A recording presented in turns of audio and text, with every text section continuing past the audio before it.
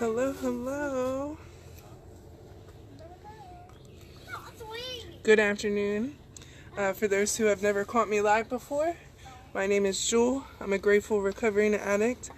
I will celebrate 9 years in August this year. I'm going to read the gist for today and go live with my brother-in-law as soon as he gets on. Ouch. All right.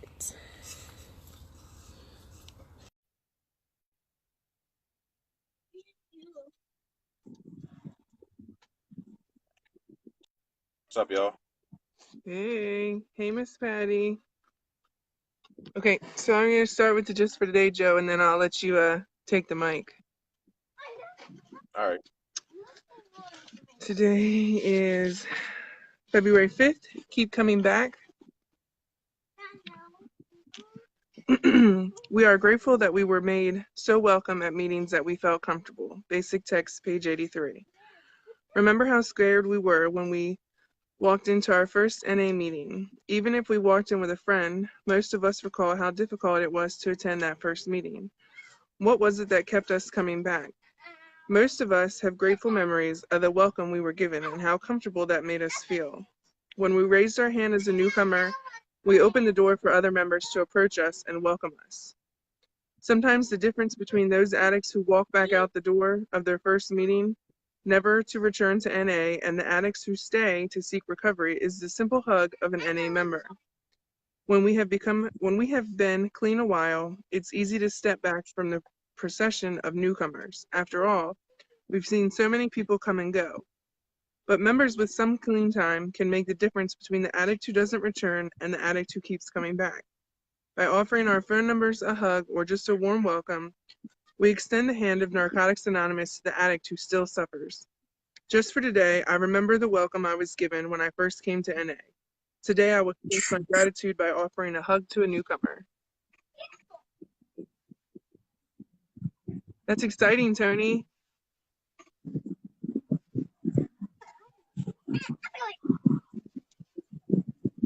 So, did you share it out? I can't do it when I go. Nah, I got it. Hold on.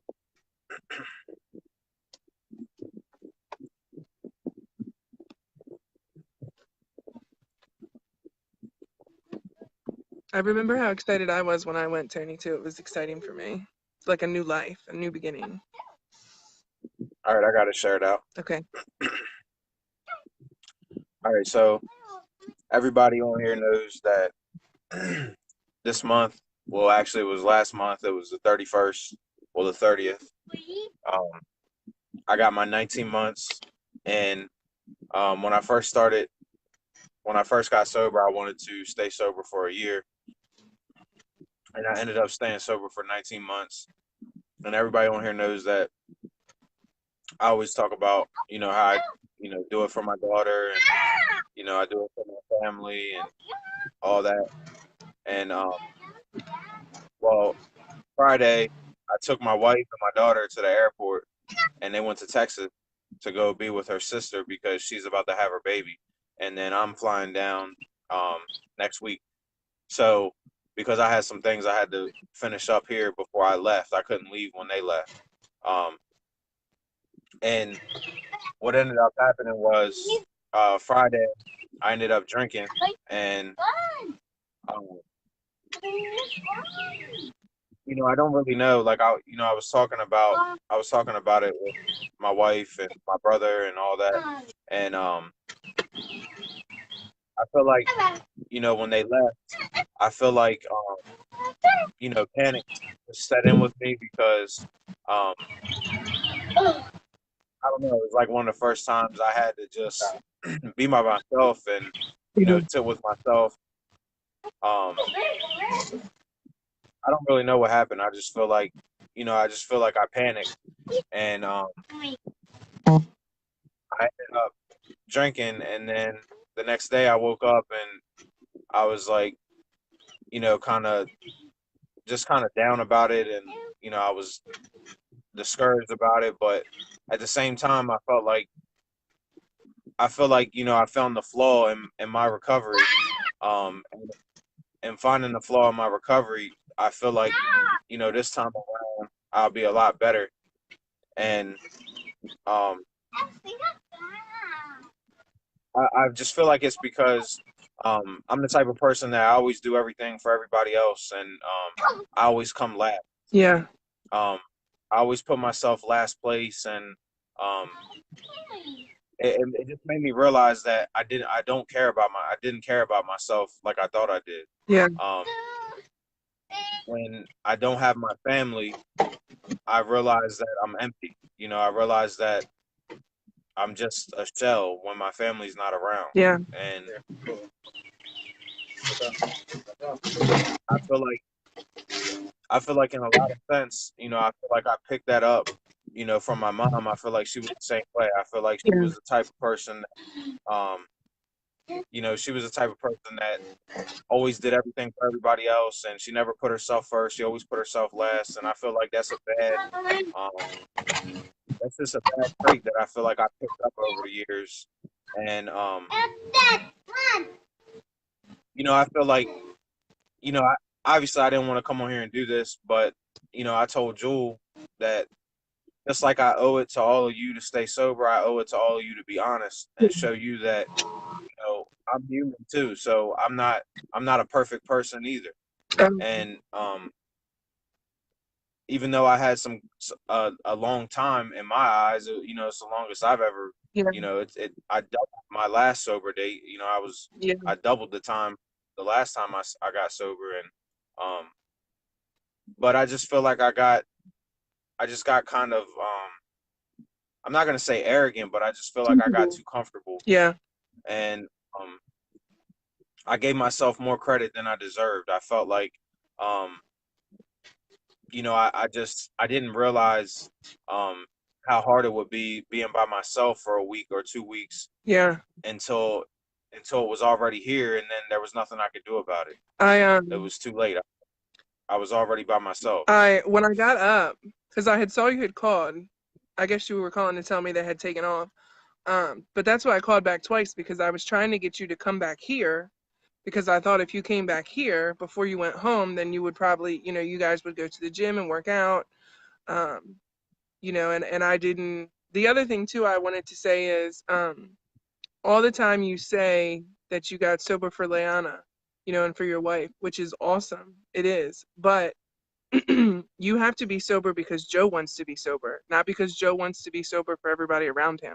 Because that was something that I feel like your mother always got hung up with. She wanted to be clean for you and for Josh and the grandkids. And this last time, she was able to finally put herself first and get clean for herself. And when she got clean for herself, she could fulfill all the wishes she wanted for everybody else. You know what I mean? Right. Because when you get clean or you get sober for somebody else, like you said, when you're alone, all those thoughts come into your mind. And we haven't really, like, you and I haven't necessarily talked about it in detail, because I keep going back and forth on how I feel about it, because a piece of me is mad because you didn't call anybody, and then I was also hurt and upset for you, because I know that as soon as you did it, all that guilt rushed in, all that, just embarrassment and shame and guilt. And, I just mixed feelings about it all weekend. Well, yesterday, so afterwards, Saturday, I stayed by myself because I had to recover, So Saturday, Yeah. I pretty much laid around, slept all day, and then Sunday, I came over your guys' house and hung out with y'all, and I went and see my grandmother, and then the next day, we all went, me and Josh went to the gym. We had a good workout. Yeah. Um, and then we went to the park and played with the kids, and Yeah. Monday I woke up with a new energy, and Monday I got my energy back. Monday Yeah. I felt more like myself again. Monday I just kind of brushed it off, and it was just like I realized in doing it, and this is kind of the message that I want to bring.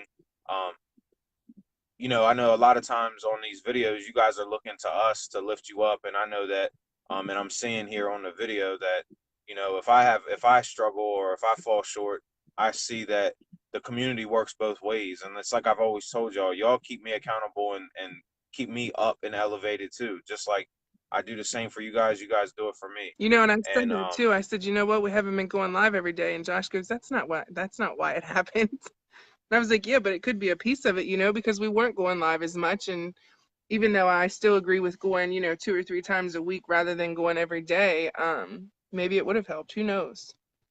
Maybe it had to I happen, you know? well, yeah, because this time I'm doing it for me, because if I do it for myself, it'll translate to everybody else. Right. And I don't know, it's just like I've always explained to you guys on here, when I'm drinking, I don't care about anything, but I've realized even when I'm sober, I don't care so much about myself. And I feel like I just live through everybody else. I live through my family, and um I made a mistake. I feel like I set myself up to fail, because I should have got on that plane. I should have just, said fuck my obligations, and I should have just went with my family like I should have. But I gave myself too much credit. I got complacent in where I was and felt like I can handle this. And the rest of this week is just going to be practice for me to be able to sit with myself and do it for me this time, and not worry about doing it for everybody else, because um I realize that if something happens to everybody else, my life still matters. I Yeah. still gotta live for myself. I can't let, just like I didn't let my mom dying mess me up, I can't let the fact that Yeah. my child isn't here or my wife isn't here right now for me to use that as an excuse to run away from myself. Yeah. And you live and you learn. And this time I just got to do it for me. And I'm proud of my 19 months. I'm not proud of messing up or making a bad choice, but at the same time, um I learned from it, and it's not something that I'm gonna use to go into a spiral. Um it's not something that I'm gonna take it and run with it. You know what I Yeah. mean? It's something that I brush off and Because you could have keep easily moving. done that. I mean, that would have been the easy way to go. You could have, I mean, sat in your own shit for the next, you know, well, until Monday or whenever you're going. That would have been easy to Yeah, do, you know? and that's what I used to do. Yeah. Um, I the old me would have got up and went and bought more the next day and just kept doing that shit for the whole week. But Right. I didn't. It's like this too. I didn't really enjoy myself. There was nothing that I missed out on. There was Mhm. nothing that was brand new. It's like I tell you guys all the time. It's like that party phase is over. Yeah. There was nothing enjoyable about it. There was nothing fun about it. It was just a waste of my time, and it was me starting over for no reason. Now I got to start over for no reason. Yeah. Um, so basically, I am starting over, and I like I said, I owe it to y'all to be honest, and so I got a new date, and that's about all there is to it. It's February 2nd, so that's my new date, and hopefully that's my last one. And that's what that's my goal now. There is no time limit. It's just I don't want that to happen again. That's my new goal. Is to not. I didn't realize that you had put like a timestamp on it the first go around either. Because when you said that to me, I was like, wait, you put a restriction on it? But you probably didn't see it that way when you made it. You know, when you made that goal, you thought, well, my last one, I hit 9 months. So this time I'll get 12 months and then I'll go from there, you know? Well, yeah. When I passed the year, I just felt like nothing's gonna stop me now. I got it now, Yeah. and that just wasn't the case.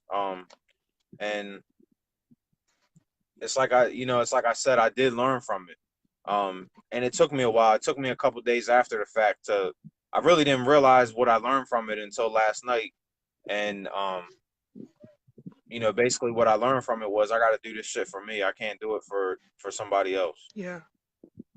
Because like I said, what happens if my daughter, 20 years down the road, when my daughter's moving on with her life and moving out and Yeah. starting her life as an adult, I can't just quit Right. You know what I mean? My life still has to matter.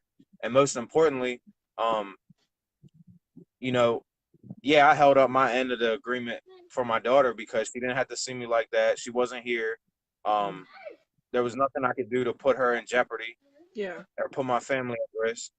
But at the same time, you know, it's like I was telling my wife yesterday, I have to be that same man when she's not looking. Yeah. Yeah. And I can't do nothing when she's not around to dirty up my name that'll imprint onto her. You know what I'm saying? So I still have to be that same man when nobody's watching me, and I gotta be that same man when she's not around. And that's something that I learned, and that's something that I realized from this. And that's the biggest thing that I got out of it is that um I really have to sit with myself and care about myself more than I do or more than I have in the past because it made me realize that um I really don't value myself enough. So that's something I got to work on this time around, and hopefully this time around is the last time around, and that's what I'm going for. That's my goal. So 4 days and count. Yay. Nothing wrong with starting over. I I mean, everything in life is a lesson, and as long as you take this lesson and learn from it and move forward, then all is well, and I really think, because I had never really thought about it. Like you literally would say every time we went live, you would say about how, you do this for Leanna and you do it for your wife and, Russell and everybody else. And, um, I always thought, but what about Joe? Doesn't Joe deserve this life? So I think it was a lesson that you needed. Nobody was hurt. You weren't hurt, physically or anything like that. There was no extra damage that come from it or anything like that. So. and I got lucky. It's like I really did. I got lucky because, like I tell you all the time, that one time can be your last time, and Yeah. Yep. it's like still getting over, my mom and everything about how that, what happened there. And I could have went in a bad headspace Yeah. and it could have turned out a lot worse. Yeah. And but I didn't, I got lucky and I gotta take that blessing that I had that was given to me for me to not go out and fuck my life up or fuck somebody else's up. Yeah. And I gotta run with it because I might not get that second chance. I might not get that chance next time. Yeah. Yep. And that's why it was so important. And this is one thing I want to tell everybody on here.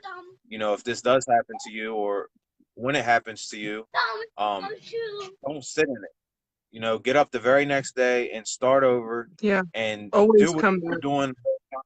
Yeah, just get back on your shit and don't let it keep you down for a long period of time because the longer you stay down, the bigger risk you run of having something dramatically change your life and It's for the harder to come worse, back not for the better. too. The longer you sit in it, the harder it makes it to come back. Yeah. And I could have easily spiraled out of control and, went downhill and kept going, but I just chose not to because I didn't get nothing out of it. And that's something else I want you guys to take from it is you're not missing out on anything. Take it from somebody who just walked down that road and there's nothing there new for you and you're not missing out on shit. There was nothing good that came out of it. There was nothing fun that came out of it. It was just a waste of my time and it was a waste of the money that I spent on the beer. It was a complete waste of everything. Yeah. And I could have spent my time doing something so much better. And I got a week now to practice being with myself and doing it for myself. So Yeah. Well, and this is the first time that you had been really left alone in a long time. I mean, I don't know when the last time you were really left alone by yourself for more than 1 or 2 days, yeah, and it was just I don't know. It was just to explain what happened. It was just like panic just set in, and I just panicked. All that And anxiety. Yeah. I know now I wish that we had made a plan for you to come here, but I think that it was. yeah, Zach that's all. That's all my thing was anyway. Was alcohol. I'm an alcoholic. I'm not. I never had an issue with drugs or really messed with drugs like that. I've always just been an alcoholic. Um, Not like it really matters, but you know, they'll both take you down the same road. Josh and Russell are outside playing on the swing set. And Russell said, "Don't worry, Dad."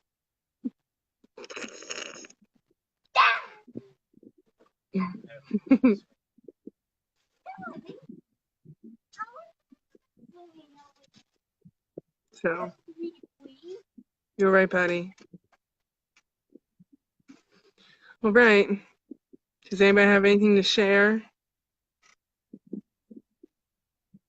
Like I said, I never Jules. I don't. I guess you guys might be new to the video, but Jules' drug of choice was opiates, heroin, pills, Yeah. and my drug of choice has always been alcohol. I never really, You say hi to Uncle I Dan. never really got, I never really got mixed up with drugs or doing drugs or nothing like that. So, I've always just been a drinker. And yeah, it is all the same. That's what I'm saying. Yeah. One person's not better than the other. Um, they're both poison. They're both gonna fuck your life up if you let it. Yeah, we And both have the that's same all. result. Yeah. I always looked at alcohol like a slow kill. You know. Yeah.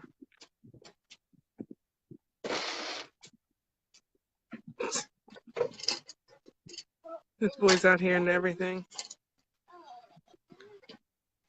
All right. Well, if that's it, then I'm gonna go. When do you think we'll go live again? Do you want to try for Thursday?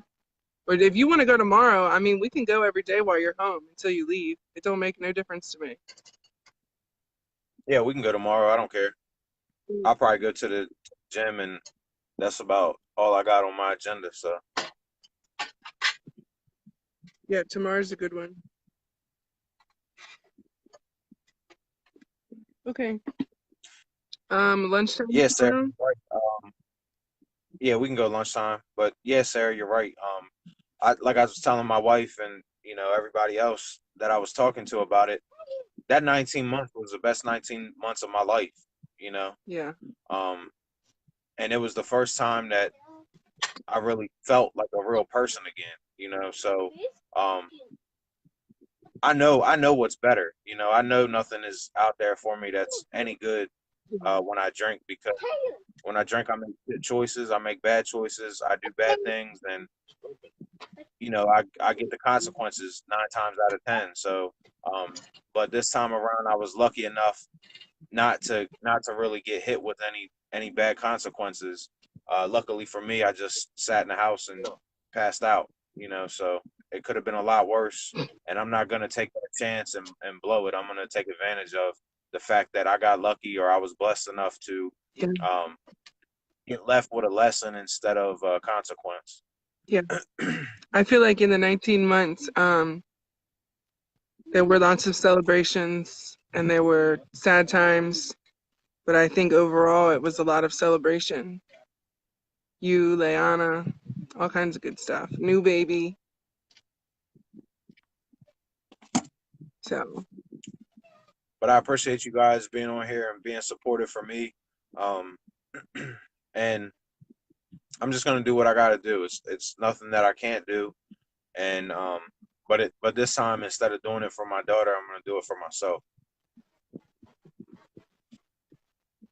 You're gonna make me cry, Joe. I'm just so tickled.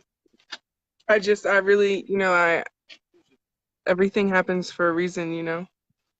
I really believe in that. Yeah, well, just like I used the bottle for a crutch my whole life, now this time around I was using my daughter for a crutch and I didn't even realize it. Yeah. And the moment that crutch was kicked out from under me, then here I am. Yeah.